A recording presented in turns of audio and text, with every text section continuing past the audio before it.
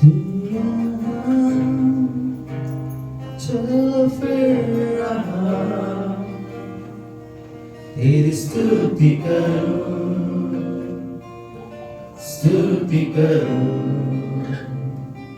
तू यहाँ कार्य कर रहा तेरी स्तुति करूं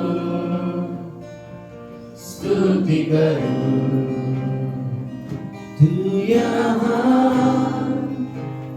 चल फिर रहा तेरी स्तुति करूं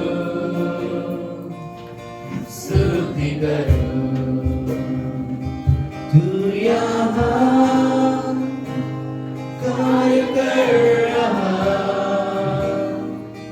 तेरी स्तुति करूं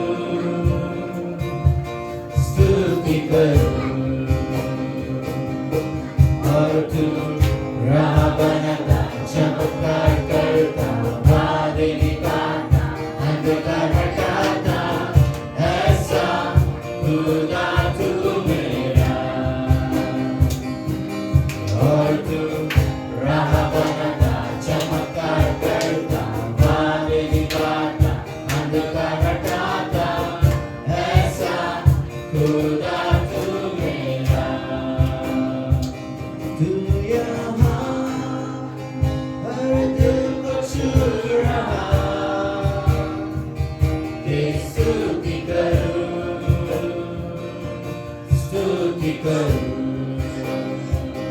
तू यहाँ चंगा कर रहा तेरी स्तुति करूं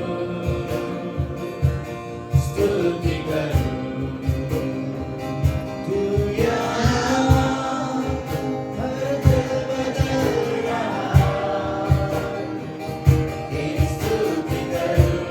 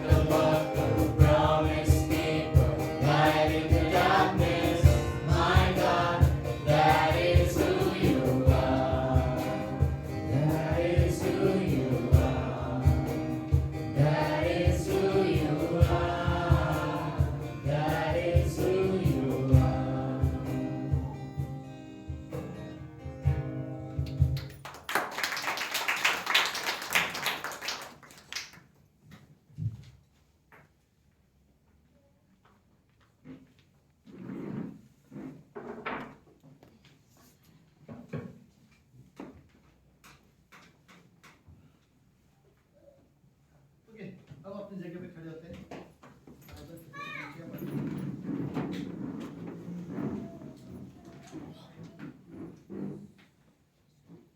ओके, एक मेरा जस्ट ऐसे सवाल पूछना था। जैसे हिंदी चर्च हमारे लिए सच में ब्लेसिंग है, राइट? Yes. यस। Yes. और यस, परमेश्वर रियली यहाँ पे कार्य कर रहा है। आमीन। आमीन। आमीन। यस। नहीं, कुछ लोगों के जीवन में सच में परमेश्वर यूज कर रहा है। कोई आपके जरिए कोई ना कोई पता नहीं, बट डेफिनेटली लोग जाते बताते लोग परमेश्वर के बारे में, राइट? आई थिंक वो कलीसिया जो क्या बोलता हूँ मैं, एक कलीसिया जो बढ़ता ना हो तो शायद उसमें जीवन नहीं है, मरा हुआ कलीसिया है। यीशु मसीह जिंदा है, लेकिन लोग जो कार्य कर रहे हैं उनके अंदर विश्वास है, लेकिन वो विश्वास मरा हुआ है।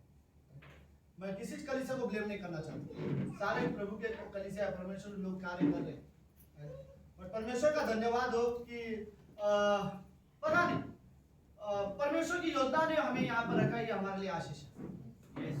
और हमारे लिए इतना काफी है। अगर मेरे लिए पूछो हिंदी चर्च मेरे लिए क्यों जरूरी है, तो इसलिए नहीं क्योंकि हिंदी चर्च बाकी कलीसिया से बेहतर है, मैं ये बात बिल्कुल नहीं मानता।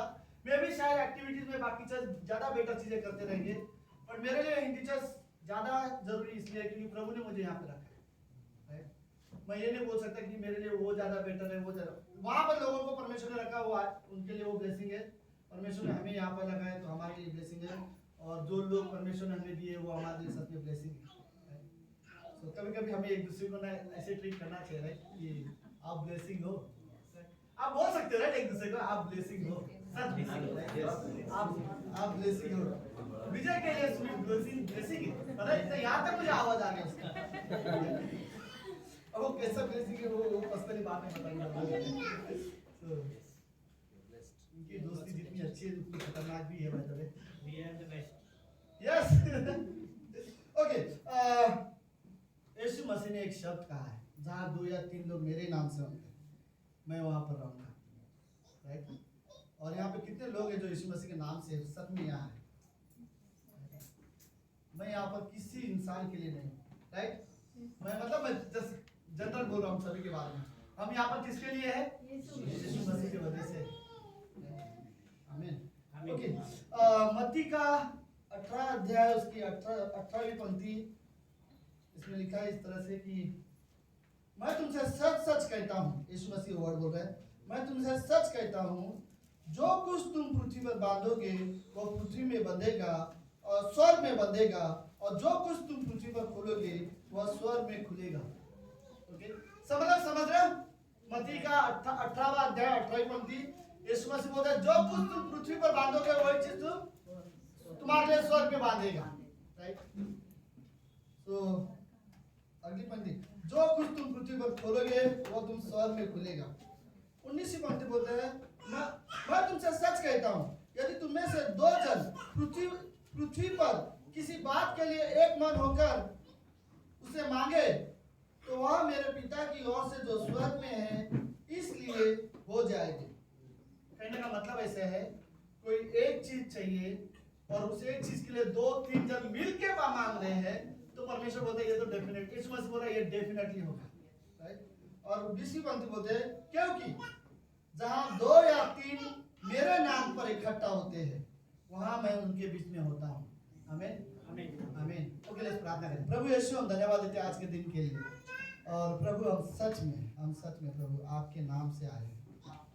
प्रभु ये जो आराधना हो रही थी यीशु मसीह के नाम से, प्रभु जो हमने जो प्रभु बोझ लिया यीशु मसीह को याद करते हैं, उसके लहू और उसके देह को जो हमारे लिए तोड़ा गया क्रूस पर, उसे हमने याद करते हुए लिया, क्योंकि प्रभु हमारे बदले आप मरे, हमारे पाप आप में डाले गए। प्रभु ये बहुत अनोखा है, शायद दुनिया इस संदेश को कभी नहीं समझ पाएगी, लेकिन प्रभु हम जानते हैं हमारे पाप आप पे डाले गए हैं।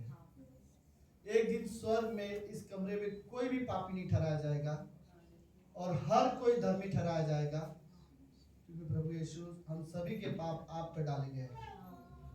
प्रभु धन्यवाद उस प्रेम के लिए जो आपने हमसे किया है पिता। धन्यवाद प्रभु यीशु। आज की शाम की सभा को प्रभु आप आशीष देना। ये प्रार्थना यीशु मसीह के नाम से करते हैं, आमीन आमीन आमीन। आप सब लोग बैठिए।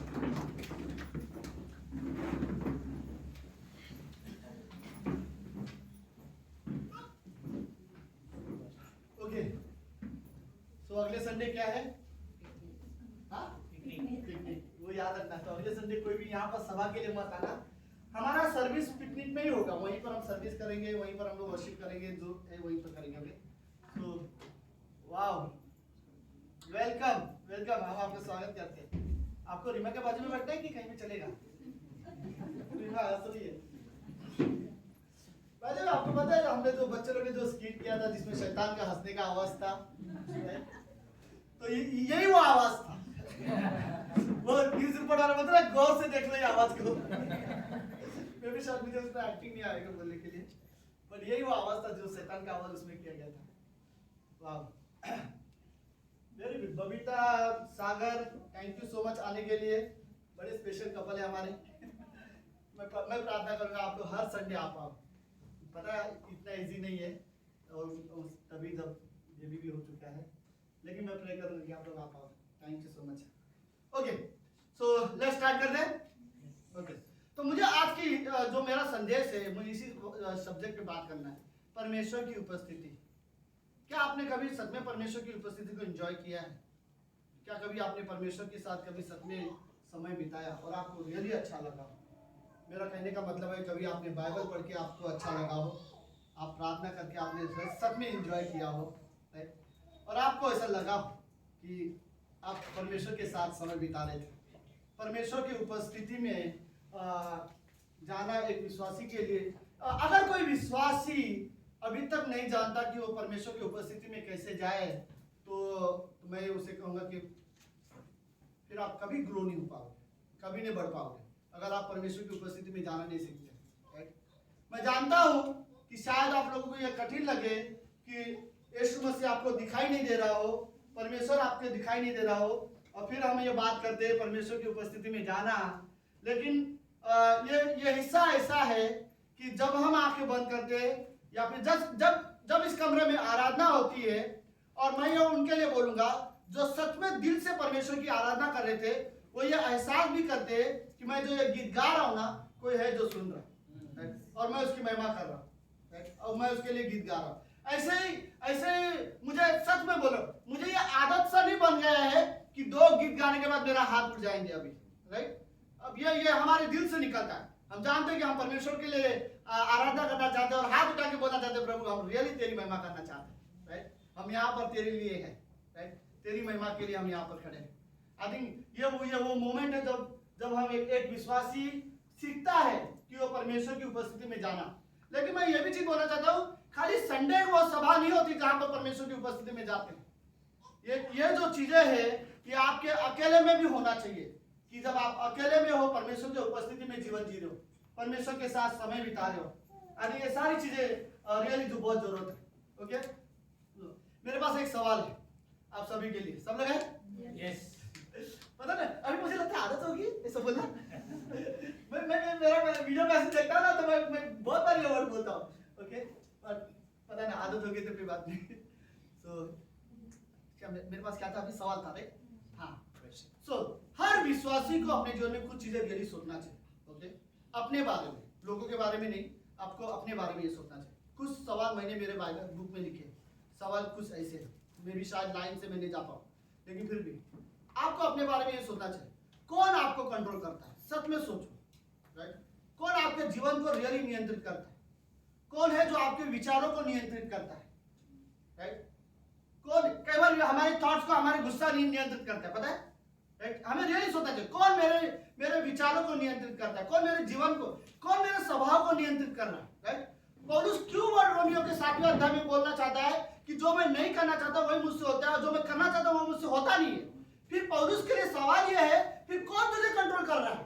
क्योंकि जो तू करना चाहता है वो तुझसे हो नहीं रहा है, जो तू नहीं करना चाहता वही तू कर रहा है। फिर कंट्रोल कौन कर रहा है तेरे लाइफ को? और पौलुस बोलता है मेरा पुराना पापी स्वभाव जो मेरे अंदर है वो मुझे कंट्रोल कर रहा है। तो पॉसिबल है अगर पौलुस को उसका पुराना पापी स्वभाव कंट्रोल कर सकता है, तो इस कमरे में हमारे अंदर भी पुराना पापी स्वभाव है और वो भी हमें कंट्रोल कर सकता है, राइट।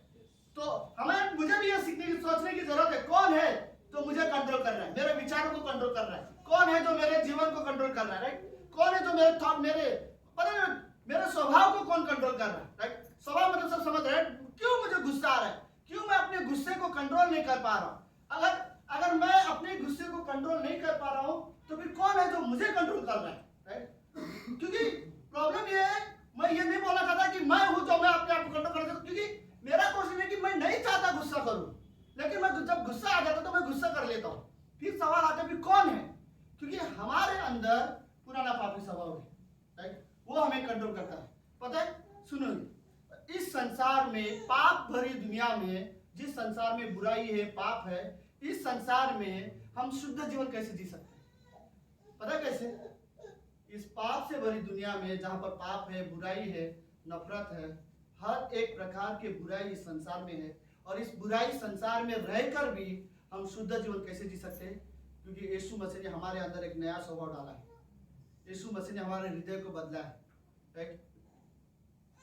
यीशु मसीह बोलता है कि मैं तुम्हारे, परमेश्वर बोलता है मैं तुम्हारे पुराने हृदय को निकाल कर मैं तुम्हें नया हृदय देना चाहता हूँ।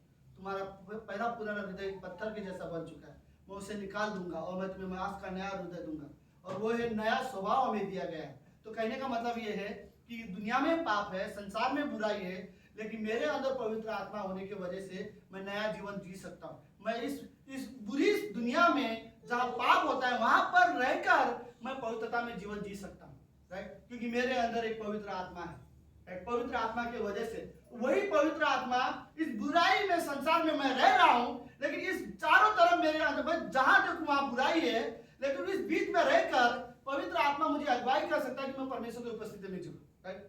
और मैं ट्रेन में हजारों लोगों की भीड़ होती है, लेकिन उस भीड़ में मैं अकेला परमेश्वर की उपस्थिति में जीवन जी सकता हूँ, मैं परमेश्वर के बारे में सोच सकता हूँ, राइट, उस भीड़ में। और ये पॉसिबल है, बाय द वे।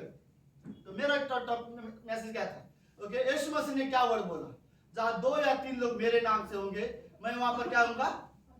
मैं वहां पे मौजूद रहूंगा, राइट। लेकिन इस शब्द को कई बार हम लोग बड़े लाइटली ले लेते हैं।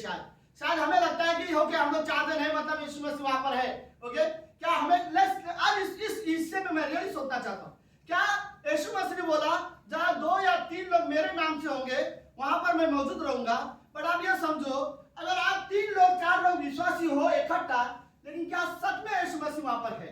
राइट, ऐसा नहीं है। सुनो, आपको जस्ट कैजुअली आप चर्च में जाओ और आप सोचो जहां पर 2 या 3 लोग होंगे वहां पर यीशु मसीह होगा, तो जस्ट वहां पर यीशु मसीह है, ये सोचकर मैं भी शायद आप जो कैजुअली तरीके से आए हो, बिना अपना हृदय को तैयार किए, वहां पर शायद यीशु मसीह ना हो, राइट। क्योंकि आपने उसकी उपस्थिति को बड़ा साधारण बात समझ के ले लिया। पता है क्या साधारण है? हमें लगता है चर्च एवरी संडे जैसे जाते हैं हम लोग वैसे जाते हैं, एवरी संडे जैसे जाके आ जाते वैसे आ जाते, जैसे हर संडे गीत गाते वैसे गीत गाते, जैसे हर संडे एक मैसेज होता है। हमें लगता है नहीं, मैं सच कहना चाहता हूँ, हर संडे मुझे अपने हृदय की तैयारी की जरूरत है, राइट। मैं जाने से पहले मैं थोड़ा समय ये सोचना चाहता हूँ, ओके सीरियसली मैं ये सोचना चाहता हूँ मैं परमेश्वर की उपस्थिति में जा रहा हूँ, राइट, और अपने हृदय को रियली तैयार करना चाहता हूँ कि मुझे उसकी उपस्थिति में खड़ा रहना है। वरना मैं आपको बताऊं, वरना ये भी पॉसिबल है जहां 4 लोग यीशु मसीह के नाम से खड़े हैं और 2 लोग परमेश्वर की उपस्थिति में है और 2 लोग परमेश्वर की उपस्थिति में नहीं है। ये भी पॉसिबल है। ये भी पॉसिबल है जहां पे 50 लोग एक साथ आराधना कर रहे हैं, लेकिन 25 लोग ऐसे जो परमेश्वर की उपस्थिति में जीवन जी रहे और 25 लोग ऐसे जो परमेश्वर की उपस्थिति में नहीं जी रहे, राइट। पॉसिबल है, मैं किसी को ब्लेम नहीं कर सकता। मुझे नहीं पता कि मैं कहां पर रहूंगा, मैं नहीं चाहता कि मैं दूसरे वाले हिस्से में रहूं जो ये बड़ा लाइटली ले रहे हो, जहां पर रहते हैं तो वहां पे मैं दिन भर में खुद भी करूं, पूरे हफ्ता कोई फर्क नहीं पड़ता। 4 लोग अच्छे विश्वासी में भी जाऊंगा तो परमेश्वर वहां पर है तो मैं भी वहां पर हूं। मैं परमेश्वर की उपस्थिति मिस कर रहा हूं। उसी जगह पे एक ही कमरा है, एक ही कमरे में 4 लोग हैं और वहीं पर परमेश्वर की उपस्थिति है, लेकिन मैंने अपने हृदय को वैसे तैयार नहीं किया जैसे करना चाहिए था, इसलिए शायद मैं वो उपस्थिति को मिस कर रहा हूँ, राइट। तो हर विश्वासी को ये सोचने की जरूरत है जहां 2 या 3 लोग मेरे नाम से होते हैं, राइट, वहां पर मैं अगर जाऊं तो मैं चाहता हूं, पहली चीज याद रखो, मुझे अपने हृदय को तैयार करके जाना है, क्योंकि मुझे वो उपस्थिति में रहना है, राइट। मैं वो उपस्थिति को एंजॉय करना चाहता हूं जो परमेश्वर की उपस्थिति है, राइट। हमें रियली समझना चाहिए, अगर यीशु मसीह आज धरती पर होता तो शायद इस हिस्से को समझने में आपको थोड़ा आसानी हो जाती, लेकिन यीशु मसीह स्वर्ग में है और आप उस पर विश्वास करते हो, और आपको यह बात फिर भी समझनी है कि जब आप अपने कमरे में जाओगे और यीशु मसीह के साथ प्रार्थना करोगे या उसके लिए गीत गाओगे, अकेले में उसकी आराधना करोगे या उसके वचन पढ़ोगे, आप उसकी उपस्थिति में जीवन जी रहे हो, राइट। और इतना ही नहीं, कभी कभी कोई गलत चीजें आपके सामने होता है और वो मोमेंट ऐसा होता है कि आपको ये करना है, और उसी वक्त आप यीशु मसीह को याद करते हो, और उसको याद करते आप बोलते ये मुझे नहीं करना है, और आप उस चीज से अलग हो जाते हो, आप यीशु मसीह की उपस्थिति में जीवन जीते हो। ऐसा नहीं होता कि आपने गीत गाते समय थे, इसका मतलब आप उपस्थिति में थे, लेकिन बुराई करते समय आप शामिल हो जाते हो, राइट। नहीं, जब बुराई करने का समय आता है आप यीशु मसीह को याद करते हो और आप वहां से अलग हो जाते हो, आप परमेश्वर की उपस्थिति में जीने वाले व्यक्ति हो, राइट। हफ्ते में 2 बार हमें परमेश्वर की उपस्थिति में नहीं आना, हमें हर दिन, हर वक्त, हर समय, हर क्षण मुझे परमेश्वर की उपस्थिति में जीवन जीना है। अगर इस कमरे के अंदर मैं परमेश्वर की उपस्थिति में हूं ना, इस कमरे के बाहर भी मुझे परमेश्वर की उपस्थिति में जीवन जीना है। और ये रियली जरूरत है कि क्या मैं परमेश्वर की उपस्थिति में जीवन जीता हूं। तो सबसे पहले सच में एक चीज जरूरत है कि आपको ये समझो, अपने हृदय को तैयार करो, राइट। मुझे अपना हृदय तैयार करना है परमेश्वर की उपस्थिति में जाने से पहले, मेरे लिए रियली मायने रखता है। मुझे पता भजन संहिता 15 अध्याय किसने पढ़ेगा अभी? लेकिन मैं 2 मिनट के भजन संहिता 15 पढ़ता हूं आपके साथ।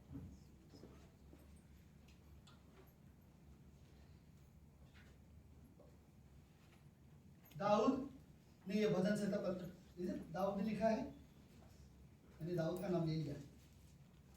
हाँ, दाऊद ने भजन संहिता 15 लिखा है। ये भजन संहिता 15 अध्याय सुनो। हे परमेश्वर, तेरे तंबू में कौन रहेगा? तेरे पवित्र पर्वत पर कौन बसने पाएगा? दाऊद का ये सवाल है। सब लोग है मेरे साथ? दाऊद बोलता है तेरे सामने तेरे मंदिर के अंदर जब तेरे सामने अकेले को खड़ा रहना होगा और हमें तेरे सामने आकर जब तेरी आराधना करनी होगी, तो क्या हम उसके योग्य हैं? दाऊद का ये सवाल है। कौन खड़ा रह पाएगा, राइट? क्या खड़ा रह पाएगा? एक पवित्र परमेश्वर के सामने जब हम जाते हैं, राइट, और हम उसके सामने रोज आते हैं, तो दाऊद बोलते क्या तुम खड़े रह पाते हो? ओके, क्या तुम खड़े रह पाओगे जब परमेश्वर के सामने जब हम खड़े रहेंगे, राइट? उसी उपस्थिति के बारे में मैं आपको एक छोटा सा उदाहरण देता हूँ, सुनो ध्यान से। पतरस ने कितनी बार यीशु मसीह को इनकार किया था? 3 बार। क्या बोल के कि मैं उसे पतरस ने यीशु मसीह को क्या बोला? मैं उसे नहीं जानता। आप लोग समझ रहे हो? उसने कोई बड़ा पाप किया नहीं, उसने सिर्फ क्या बोला? मैं उसे नहीं जानता।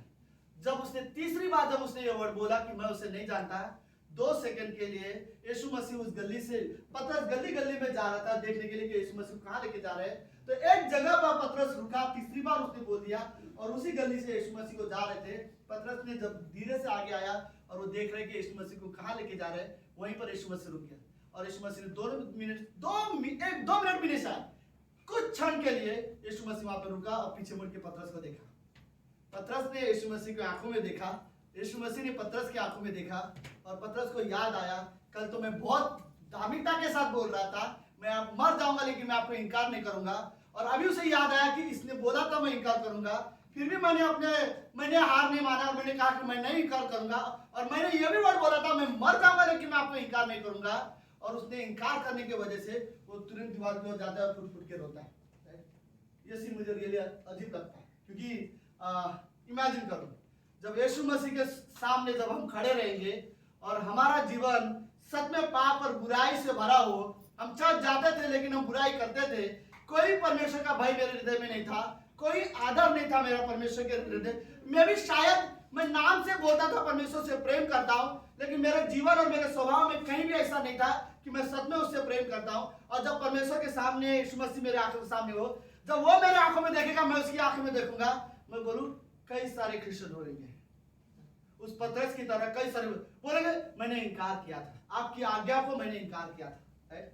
मैंने यहाँ तक कई बार मैंने आपकी उपस्थिति को भी इनकार किया, राइट? मैंने मना किया है, मैंने कई बार प्रेयर टाइम को जाने से मना किया है, मैंने लोगों को सुसमाचार बताने से भी मना किया है, मैं अकेले में कई बार पवित्र आत्मा ने मुझे कहा भी कि अकेले में प्रार्थना करने के लिए घर में, और मैंने उस समय को भी इनकार किया हूं। और जब मुझे याद आएगा कि यीशु मसीह जैसा चाहता था वैसा मैं नहीं हूं, मुझे रोना आएगा, राइट? और दाऊद बोलता है यहाँ पर, कौन उसके पवित्र स्थान में खड़ा रह पाएगा, राइट? परमेश्वर की उपस्थिति में खड़े रहना इतना इजी नहीं है कि आप बड़े कैजुअली सोचोगे ले जाना है और खड़ा हो जाना है। हफ्ते भर में पाप करने के बाद मैं अगर परमेश्वर के सामने उपस्थिति में खड़ा रहूं, फिर मैं मुझे लगता है मैं उस पतरस की तरह फुट फुट के रोता हुआ पाया जाऊंगा, राइट। और यीशु मसीह वर्ड बोल रहे हैं, सॉरी दाऊद ये वर्ड बोल रहे हैं, परमेश्वर तेरे पवित्र स्थान में कौन खड़ा रह पाएगा, राइट। आई थिंक मैं मजाक नहीं कर रहा हूँ, कलीसिया वही जगह है जहां परमेश्वर की उपस्थिति है, और हम इस जगह को लाइटली नहीं ले सकते। जब हम आराधना करने के लिए आते हैं, हमें अपने तैयार करने की जरूरत है, ये सोचकर तेरे पवित्र स्थान में खड़ा रहेगा। इतना इजी का जगह है परमेश्वर, राइट।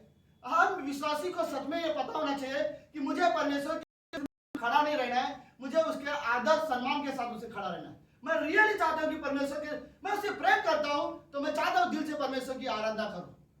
मैं सच में नहीं चाहता कि मैं खाली नाम का विश्वासी बना रहूं, राइट। अगर मैं खाली नाम का विश्वासी रहूं तो मेरे लिए सच में प्रॉब्लम है। पता है, मैं और एक चीज आपको ये मैं रियली सोच रहा था, आपके पास बाइबल होता है, मैं भी शायद बहुत इजीली हम इसे निगलेक्ट करते हैं, लेकिन इसके बारे में मैं एक चीज आपको सच बताना चाहता हूँ। पता है क्या? सुनो, परमेश्वर क्या चाहता है इसमें लिखा है कि आपको क्या करना है, आपको क्या नहीं करना है, वो भी इसमें लिखा है बाइबल में। हमें कैसा जीवन जीना चाहिए बाइबल में ये दिखाया गया। मैं आपको बता, परमेश्वर के ये वचन, परमेश्वर के शब्द हैं। परमेश्वर ने अपने मन, अपने हृदय, जो भी आपके लिए चाहिए, मतलब सिंपल वर्ड, जो भी परमेश्वर आपसे कहना चाहता था उसने इस किताब में कह के रख दिया। अब इसे पढ़ना न पढ़ना आपकी जिम्मेदारी है, लेकिन मैं एक बात कहना चाहता हूँ, यही बाइबल के अनुसार आपको इनाम भी दिया जाएगा, इसी बाइबल के अनुसार आपका न्याय भी होगा, राइट। इसीलिए हमें बाइबल का आज्ञा मानने के लिए कहा गया है, क्योंकि ये बाइबल जो हमें पढ़ने के लिए दिया गया है, ये हमारी आज्ञा जो है, अगर मैं इसी वचन के अनुसार मेरा न्याय भी होने वाला है, मेरा न्याय किसी और तरीके से नहीं होने वाला है। परमेश्वर यही देखने वाला है कि तुम वचन के अनुसार थे या तुम वचन के अनुसार नहीं थे, राइट। तो कई बार हमें रियली जरूरत है कि मैं अपने हृदय को रियली तैयार करूं। और मैं ये भी बोल सकता हूं, आप बाइबल पढ़ो, ये बाइबल ना सच्ची आईना है, सचमुच की सच्ची की आईना है। ये आपको बता देगा आपके अंदर क्या कमियां हैं, आपको बता देगा कि आप सच में प्रेम करने वाले व्यक्ति हो या नहीं, आप सच में दूसरों से नफरत करते हो कि नहीं करते हो, आपने कभी क्षमा किया कि नहीं किया, ये आपको बता देगा। क्योंकि जैसे जैसे आप पढ़ोगे ये ऐसा दिलाएगा मैं वैसा हूं या नहीं, क्योंकि सच्चे दिल से जब आप ये पढ़ोगे, ओके, ये पढ़ते समय आपके अंदर पवित्र आत्मा आपकी अगुवाई करेगा। हमें रियली जरूरत है। कभी कभी मुझे लगता है, पता नहीं, मैं 13 साल से पास्टरिंग करता हूँ, कभी कभी मुझे आज भी ऐसा लगता है परमेश्वर शायद मुझे वैसे नहीं आता जैसे आपकी उपस्थिति में आना चाहिए, राइट। हमें रियली ये हमें सीखना, शायद हम स्वर्ग में सीख जाएंगे कि परमेश्वर कौन है, वो कितना पवित्र है, वो कितना अच्छा है, वो सब हम स्वर्ग में सीख जाएंगे। लेकिन परमेश्वर की उपस्थिति में आना एक दिन शायद इस धरती पर पूरी तरह से हम नहीं सीखेंगे, राइट। हम हाँ, लेकिन फिर भी हम एंजॉय कर सकते हैं उसकी उपस्थिति। ओके, मैंने मेरे किताब में कुछ चीजें लिखी हैं जो मैं आप लोगों को बताना चाहता हूँ आखिरी में, ज्यादा समय ना लेते हुए। ओके, मुझे बाइबल की वो कहानी पता है, याद है 10 कोढ़ियों को यीशु मसीह ने चंगा किया था, आप समझ रहे हैं? ओके, मैं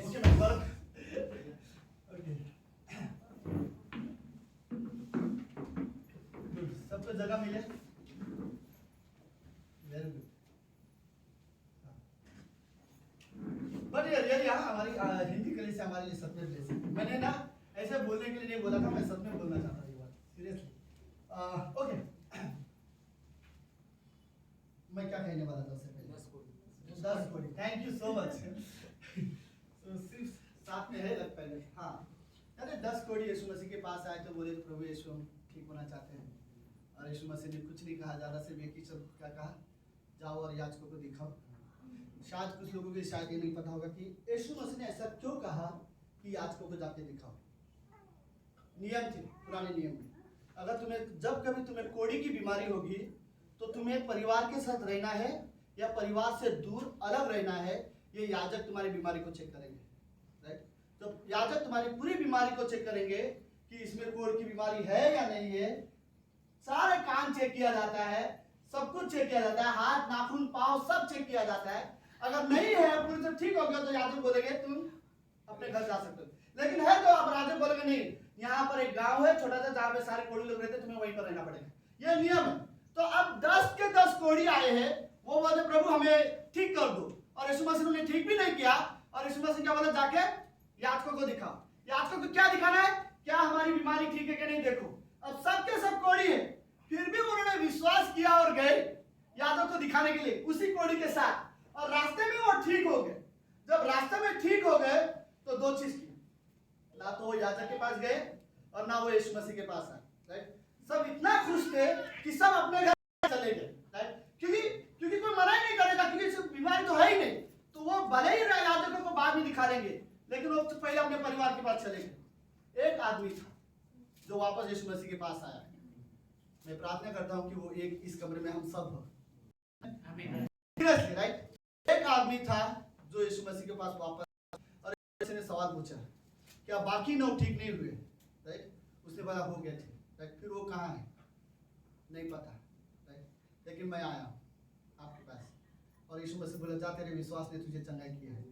आई थिंक ये वर्ड मुझे रियली अच्छा लगता है। मैं वो उस 9 में कभी नहीं बनना चाहता, जो प्रभु को जानता है, जो चंगाई देने वाले को जानता है, जो उद्धारकर्ता को जानता है, जो परमेश्वर जानता है कि किसने उसके जीवन को बदला है, कौन सच्चा परमेश्वर जानते हैं, उसके बावजूद भी वो कहीं और चले जाते हैं, राइट। लेकिन वो एक व्यक्ति की तरह मैं बनना चाहता हूँ जो जानने के बाद पहला बोलता नहीं, हाँ मैं परिवार के पास जाना चाहता हूँ, याजकों के पास जाना चाहता हूँ, मेरे अंदर भी खुशी है, लेकिन सबसे पहले मैं उसके पास जाना चाहता हूँ जिसने मुझे चंगाई किया, और वो व्यक्ति पहले उसके पास आया, राइट।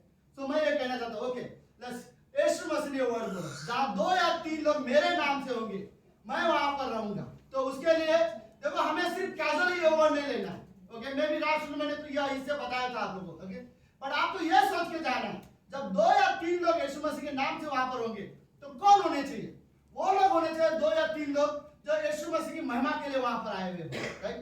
ना कि जस्ट फेलोशिप के लिए, जस्ट क्या बोलते हैं, मनोरंजन के लिए नहीं, राइट। भले ही विश्वासी हो, लेकिन आपको यीशु मसीह की महिमा के लिए वहां पर होना चाहिए। जब हम यीशु मसीह की महिमा के लिए 2 या 3 लोग इकट्ठा आते हैं तब परमेश्वर वहां पर होता है।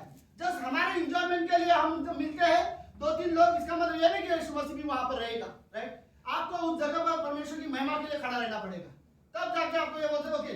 अगर आप वहां पर जा रहे हो यीशु मसीह की महिमा के लिए तो 3 जन यीशु मसीह बोलते हैं ओके, जब 2-3 लोग होंगे मैं वहां पर रहूंगा, राइट। सुनो मेरी बात, वहां पर 3 लोग जो होंगे यीशु मसीह की महिमा नहीं करेंगे तो फिर यीशु मसीह वहां पे क्या करेगा, राइट। या परमेश्वर उनके बीच में क्या करेगा? क्योंकि वो जो लोग 3 लोग रुके हैं वो परमेश्वर की महिमा के लिए नहीं रुके हुए, राइट। तो दूसरी चीज, वो लोग होने चाहिए जो यीशु मसीह से बहुत ज्यादा प्रेम करते हैं। तो प्रभु यीशु मसीह बोलेगा वहां पर 2-3 जो लोग हैं मेरे नाम से, वो मुझसे प्रेम करने वाले लोग हैं, मैं वहां जाना चाहता हूँ, राइट। क्योंकि वो 2-3 लोग वो है जो मेरे नाम से खड़े हैं, वो मुझसे प्रेम करते हैं, मुझे जाना है, राइट। मैं उनके साथ फेलोशिप के लिए जाना चाहता हूँ क्योंकि वो मेरे नाम से है वहां पर, और मैं यीशु मसीह बोल रहा हूं उन लोगों को ये होना चाहिए। मैं रियली कहना चाहूंगा, ओके। मे भी आप कहते होंगे, मानते होंगे कि आप यीशु मसीह से सबसे ज्यादा प्रेम करते हो। अगर ये बात है तो ये बहुत अच्छी बात है, लेकिन फिर भी मैं बोलना चाहूंगा अपने जीवन में सबसे ज्यादा अगर आप किसी से प्रेम करते हो तो वो ना मेरी पत्नी होगी, सीरियसली, ना वो मेरे माँ बाप होंगे, ना मेरे परिवार होंगे। सबसे ज्यादा अगर मैं किससे प्रेम करता तो वो परमेश्वर होना चाहिए, राइट। पर मैं आपको ये बात बताता हूँ, इसका कोई अनादर नहीं है, लेकिन एक बात सच है, अगर आप सबसे ज्यादा अपने परमेश्वर से प्रेम करते हो तो अपने माँ, अपने माता पिता, अपने भाई बहन, अपने पति से आप सही तरह से प्रेम करना जानोगे, राइट। लेकिन सबसे पहले जरूरत है कि हम सबसे ज्यादा परमेश्वर से प्रेम करने वाले व्यक्ति बने। ओके, तीसरी चीज, वो 2-3 जो लोग मिलेंगे वो परमेश्वर के आगे मानने वाले लोग होने चाहिए, राइट। इमेजिन परमेश्वर बोलेगा 3 लोग मेरे नाम से जमा है लेकिन ये मेरे कभी आज्ञा नहीं मानते, राइट, ना मेरी महिमा करते हैं और ना ये मुझसे प्रेम करते हैं, तो परमेश्वर ने जस्ट ऐसे नहीं बोला कि तुम लोग 3 लोग जमाओ तो मैं रहूंगा। ये गिनती का मतलब नहीं है, राइट। तुम लोग मेरे नाम से सच में होना चाहिए, सच में मेरी महिमा के लिए आना चाहिए, सच में मुझसे प्रेम करना चाहिए, सच में मेरी आज्ञा मानने वाले लोग होने चाहिए, तो मैं वहां पर रहूंगा, राइट। ओके, चौथी चीज, वो 3-4 लोग होंगे, वो मेरी सेवा करने वाले लोग होंगे। यीशु मसीह को रियली बड़ा अच्छा लगेगा मेरी सेवा करने वाले या फिर मेरी आदर करने वाले लोग होंगे, मेरी मतलब मेरा सम्मान करने वाले पसंद होगा। तो ओके, आखिरी में जो वर्ड है, डेफिनेटली लास्ट में वही पॉइंट है जो यीशु मसीह का, मेरे नाम से होंगे, जस्ट वैसा वाला नाम नहीं, प्रभु प्रभु प्रभु बोलने वाले या बिना मतलब के जाने हालेलुया हालेलुया बोलने वाले नहीं, राइट। पर हालेलुया शब्द का बहुत आदर है, राइट। हालेलुया हम क्यों बोलते हैं, क्या है इसका मतलब संदीप भाई? परमेश्वर की क्या हो? स्तुति हो, राइट। तो हम लोग सच में देखो, मुझे समझ में नहीं आता, हम लोग समझ नहीं करता, पता नहीं, मैं बहुत ज्यादा पर्सनल नहीं होना चाहता, बट सीरियसली मैं बोला, मेरे शब्दों से परमेश्वर की स्तुति और स्थिति बोलना चाहता, लेकिन मेरे जीवन से बिल्कुल स्तुति ना हो तो क्या मतलब है? राइट? कैसे मेरे पर जीवन में परमेश्वर की स्तुति हो, लेकिन आराधना के समय में मैं देख रहा हूँ कि कभी ये खत्म करेगा, राहुल कब बोलेगा, बस हो गया, राइट? आपको रियली लगता है कि आप हालेलुया 2 बार हालेलुया 4 बार हालेलुया बोल दो तो क्या परमेश्वर की स्तुति हो सकता है, राइट? और उसके बाद जब आप गलत करोगे तो कैसे होगा? कहीं ना कहीं हमें रियली सीरियस क्यों नहीं? तो मेरा ये कहना चाहता हूँ यीशु मसीह बोलते मेरे नाम से आओ, राइट? अगर आपको आप देखो, अगर आपके पास डिटेल है, संडे नहीं जाने का मौका है, बीमार हो, खड़े हो जाओ और बोलो मुझे यीशु मसीह के नाम के लिए जाना है, राइट? सीरियसली आपको अगर कोई गलत डिसीजन आपके सामने आ रहा है और आपको ना करने पर आपको नुकसान भी कोई भी होगा, आप नो डिसीजन, मतलब मेरा कहना है आप ये डिसीजन लो कि जो गलत हो आप नहीं करोगे, राइट? यीशु मसीह के नाम से आपको डिसीजन लेने की जरूरत है और यीशु मसीह बोलता है मैं तुम्हारे साथ रहूंगा, राइट? शायद ऐसे डिसीजन में तुम्हारे फैमिली तुम्हारे खिलाफ हो, तुम्हारे दोस्त तुम्हारे खिलाफ हो, आसपास के लोग तुम्हारे खिलाफ हो, लेकिन यीशु मसीह बोलता है लेकिन वो अगर डिसीजन आत्मिकता में सही था, परमेश्वर बोले मेरे नाम से लिए मैं वहां पर रहूंगा, राइट?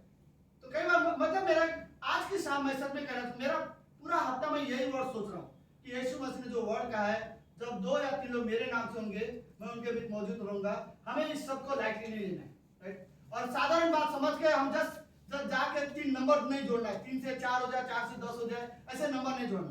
मैं चाहता हूं कि मैं उसकी उपस्थिति का एंजॉय करना चाहता हूं, मैं जाना चाहता हूं। यीशु मसीह ने कहा 2 या 3 लोग मेरे नाम से होंगे तो वहां पर वो रहेगा, तो मैं उसकी उपस्थिति की वजह से जाना चाहता हूं, राइट? और हमें रियली जाना चाहिए और उसके लिए मुझे सच में अपने हृदय की तैयारी करना है और फिर मुझे उसकी ओर जाना है। आमीन आमीन आमीन। लेट्स प्रार्थना करते हैं। प्रभु यीशु हम धन्यवाद देते हैं आज के दिन के लिए और एक सुंदर समय के लिए। गॉड आप रियली पवित्र परमेश्वर हो। यीशु मसीह जब आपने कहा जहाँ 2 या 3 लोग मेरे नाम से होंगे मैं वहाँ पर मौजूद रहूँगा। प्रभु ये हमारे लिए बहुत आदर की बात है कि आपने एक हमारे लिए एक तरीका दे दिया कि हम आपकी उपस्थिति को बड़े आसानी से जा सके, 2-3 लोग एक साथ सहमत हो सके और वो 2-3 आपकी महिमा करने वाले हो, आपकी आराधना करने वाले हो, वो 2-3 आपसे प्रेम करने वाले लोग हो। प्रभु यीशु हमें आपकी सच में जरूरत है। धन्यवाद पिता परमेश्वर, आप वो परमेश्वर जो हमारे हृदय को बदल सकते हैं। धन्यवाद प्रभु यीशु। प्रभु हमें रियली ये जरूरत नहीं कि आप हमें अमीर बना दो, ये आशीष हमें जरूरत नहीं है प्रभु यीशु। हमें सच में ये जरूरत है कि हम आपके संबंध में बढ़ना चाहते हैं। आप रियली और आप सच्चे परमेश्वर हो। हम रियली जानते हैं आप सच्चे और जीवित परमेश्वर हो। धन्यवाद प्रभु यीशु मसीह, धन्यवाद। ये प्रार्थना यीशु मसीह के नाम से करते हैं, आमीन आमीन।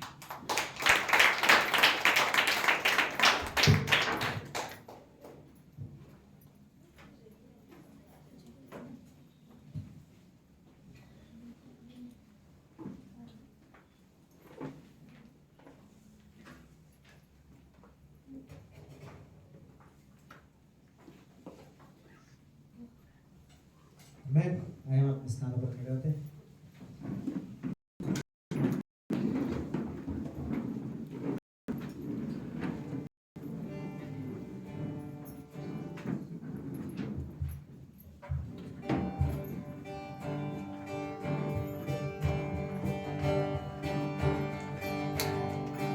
यीशु है सच्चा गड़रिया, उसके हम तेरे हैं, हरी चढ़ाइयों में हमें चलाता है।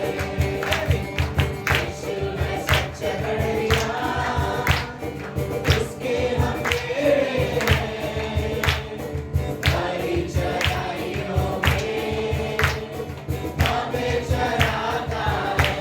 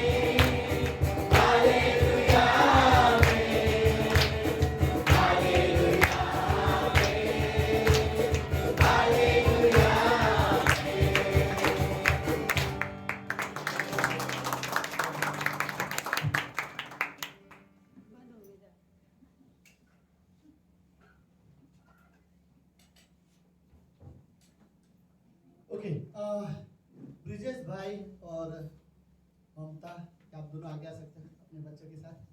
आज ये लोग बेबी डेडिकेशन करना चाहते हैं। बेबी डेडिकेशन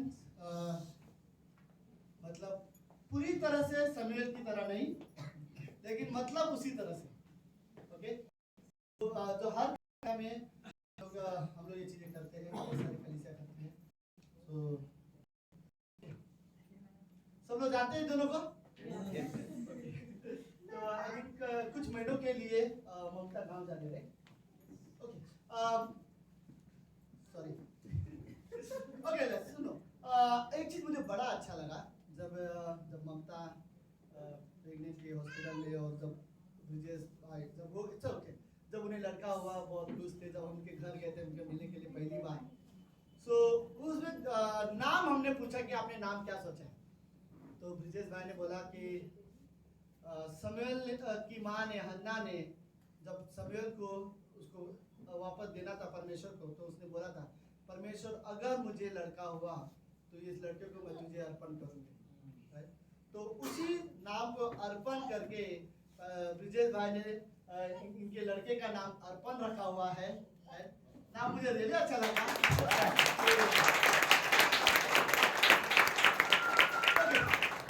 प्रेयर में जाने से पहले मैं जस्ट चाहूंगा कि ये दोनों अगर कुछ बोलना चाहते हैं तो बोल सकते हैं, दो लाइन कुछ।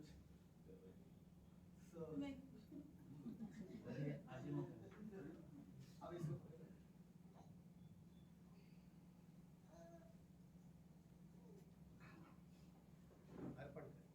अर्पण हो गया। मैं क्या बोलूं, मुझे तो कुछ समझ नहीं है, लेकिन फिर भी मैं इतना कहूंगी कि यहाँ के चर्च में बहुत अभी भी मिस कर रही हूँ। मुझे बुरा तो लग रहा है कि मैं यहाँ से जा रही हूँ।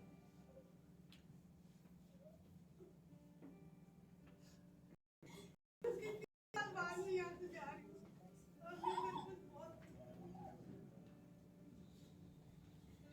क्योंकि हमारे पास इनको टाइम नहीं है और मैं बेबी के साथ घर का पूरा केयर नहीं कर, इस वजह से थोड़े टाइम के लिए हम जा रहे हैं। परमेश्वर से यही दुआ है कि जल्दी लौटे।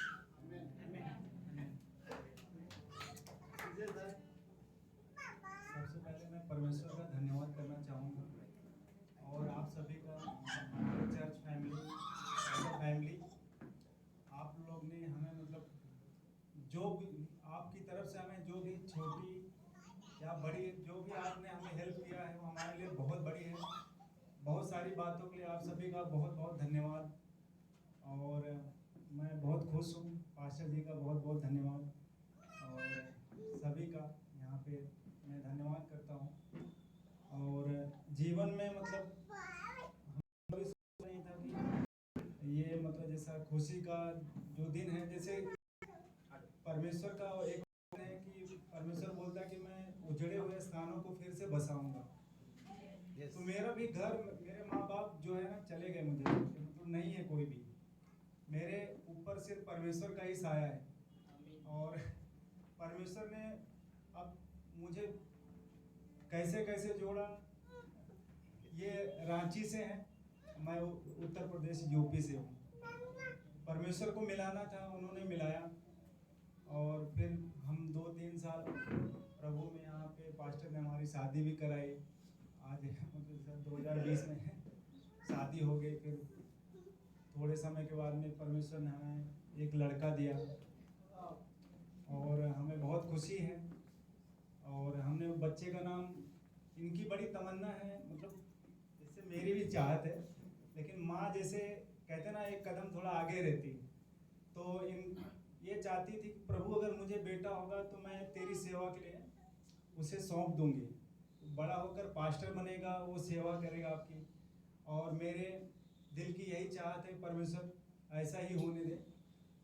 तो हमने कहा कि देखो, ये चाहती थी इसका नाम आशीष रखा जाए, होता है थोड़ा सा अगर जैसा आपका बेटा हुआ तो आप थोड़ा, कोई बोलेगा उनका नाम ये रख दो, कोई बोलेगा उनका नाम वो रख दो। लेकिन मैंने कहा देखो, अगर जैसे आप आशीष रखना चाहती हैं तो अपने लिए, लेकिन अर्पण मैं रखूंगा तो परमेश्वर के लिए। तो इसलिए हमने अर्पण ही नाम चुना फाइनली। और परमेश्वर ने अच्छा मौका दिया हमें आज धन्यवाद करने का। आप सभी का बहुत बहुत धन्यवाद। थैंक्स। ओके, कुछ चीज़ें मैं आपको ऐड करना चाहता हूँ। माँ बाप बनना बहुत बड़ी आशीष है और परमेश्वर ने ये तुम्हें रियली आशीष दी है। मैं सच कहना चाहता हूँ कि गलत मत समझना मेरी बात को। ये मत सोचो कि ये पास्टर बनेगा, क्या बनेगा, उसके ऊपर छोड़ दो। लेकिन तुम दोनों ने अगर इसको सही तरह से अगुवाई किया, ये बहुत अच्छा विश्वासी बने, काफ़ी है, राइट। उसको चुनने दो, वो भविष्य में क्या बनेगा वो उसका चुनाव है। अगर आप चाहते हो, इसमें कोई गलत भी नहीं है, बट फोर्स मत करना। अगर आप चाहते हो तो आप प्रार्थना करो, राइट। लेकिन इतना कोशिश करो कि वो एक अच्छा, और मैं रियली बोल रहा था, माँ बाप पहले टीचर होते हैं अपने बच्चों के लिए, राइट। वो सबसे पहले अपने घर में सीखते हैं। अगर आपको यीशु मसीह के पीछे जाते हुए देखेंगे आपके बच्चे, वो भी आपके पीछे आएंगे, राइट। तो रियली अपने बच्चों के लिए टेस्टिमनी बनो। मेरा ये कोई मतलब नहीं है अगर मैं बाहर वालों के लिए जाके गवाही बनना चाहता हूँ लेकिन अपने बच्चों के लिए गवाही नहीं बनूँ तो रियली ये जरूरत है कि पहले मैं, अगर मैं, ठीक है, मेरे कलीसिया के किसी व्यक्ति के लिए मैं गवाही नहीं बना तो ठीक है, शायद वो मुझे ज्यादा, लेकिन मेरे लिए सबसे पहले जरूरत है कि मैं अपने बच्चों के लिए एक अच्छा, उनके लिए टेस्टिमनी बन सकूं। लेकिन अगर ऐसा हो कि मैं बाहर वालों के लिए टेस्टिमनी बन चुका हूँ, उनके लिए मैं अच्छा टेस्टिमनी हूँ, अच्छा गवाही हूँ, लेकिन मेरे घर वालों के लिए तो ये अच्छा नहीं है, राइट। तो हमें रियली परमेश्वर ने बहुत बड़ी आशीष दी है, राइट, ये माँ बाप बनने का।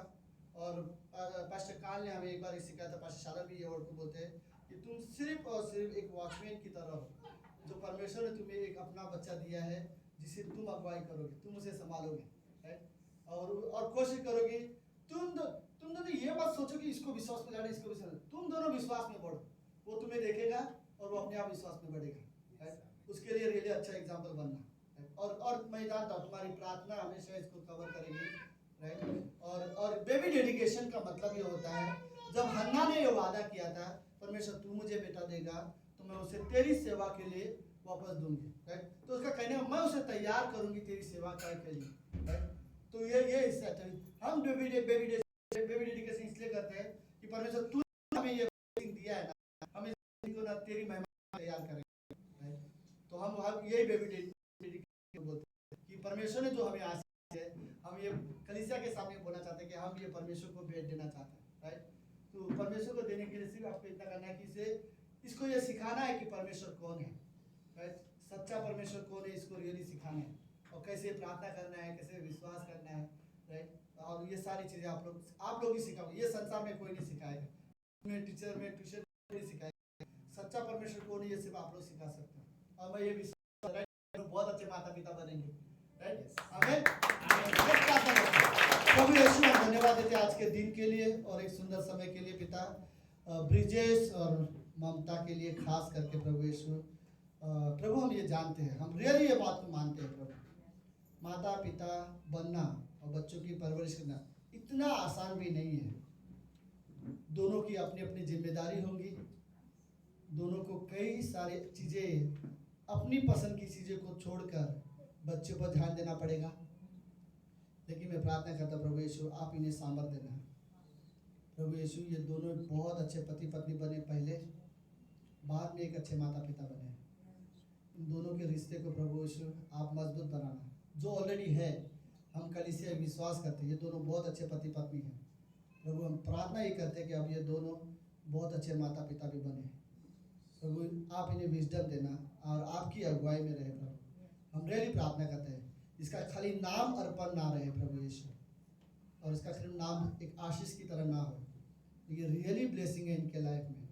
और ये रियली एक दिन प्रभु आपको जाने और आपको अपना पिता माने, हमारे लिए काफ़ी है। धन्यवाद पिता परमेश्वर, धन्यवाद देते प्रभु। प्रार्थना यीशु मसीह के नाम से करते हैं, आमीन आमीन।